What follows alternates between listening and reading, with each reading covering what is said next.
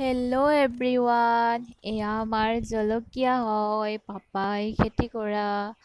আৰু জলকীয়া জোপাৰ ওচৰতে আছে এখন কাজি নেমুৰ বাৰী, কিন্তু কাজি নেমুৰ বাৰীখন চাফা কৰিব পৰা নাই। তথাপিও নেমুবোৰ খুব সুন্দৰকৈ লাগি আছে, তাৰে অকণমান আপোনালোকক ভিডিঅ' আগবঢ়ালোঁ।